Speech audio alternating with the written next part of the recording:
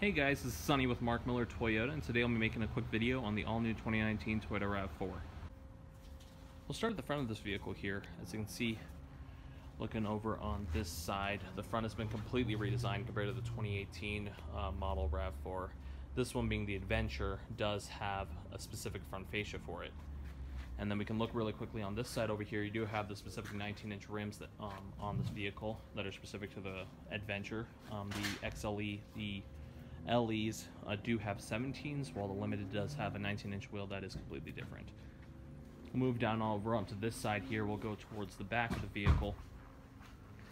So you can see the back has also been redesigned as well too. It's definitely a little bit more rugged, as I might say myself.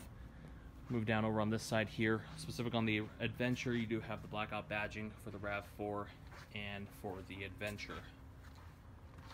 And then over on this side here, you're still going to have those same 19-inch wheels. All Adventures do have keyless access, so that does include push-button start and also the smart key system. So you can see we have the normal locking and unlocking, but what we can also do is, car is locked, go ahead and unlock that here with the key fob. You can also just grab the door handle, and it unlocks the vehicle for me. So on the interior of this all-new 2019 Toyota RAV4 Adventure, we'll just go over a couple quick new features.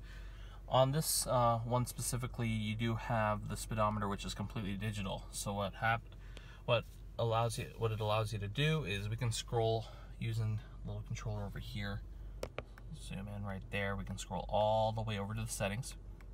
Scroll down all the different settings that you have on all the safety features that you have with the vehicle. We're going to go to the little meter settings, and we're going to push and hold the OK button, and that you can see that screen changes. We'll scroll all the way to meter type, and then we can actually change it to a digital layout. So if I change it to a digital, now it just has the speedometer located up at the very top, and then you still have your normal iMid controls right over here where you can see your normal fuel economy information.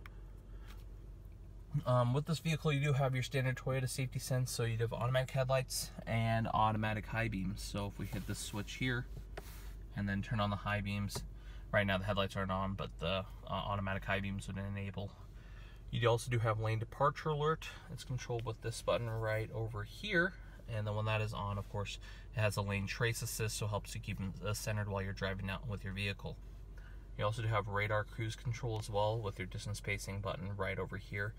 Turn on the cruise control for just a moment, and using this button here, you look up at the very top left corner of the screen there, you see the 3 bars that you can cycle through.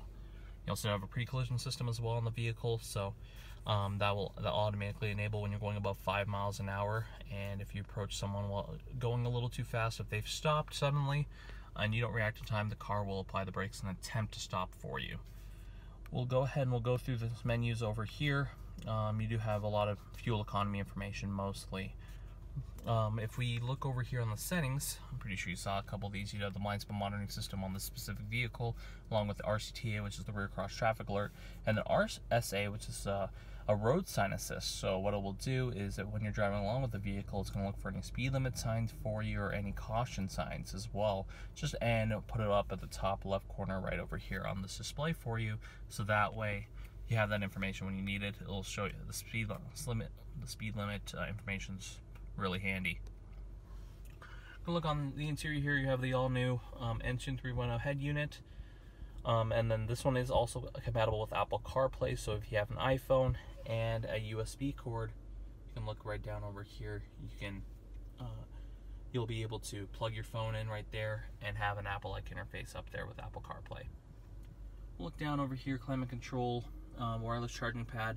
This vehicle also does have the electric parking brake and the brake hold. So the electric parking brake will automatically engage when you're in park, and then let's say shift out of park here, see the red light has disappeared right there, and then when I shift back into park, it engages all automatically for me too. I do have the normal functions to turn it off or turn it on if I wanted to. You also do have brake hold as well too, which will actually hold the vehicle in place if you're on a hill.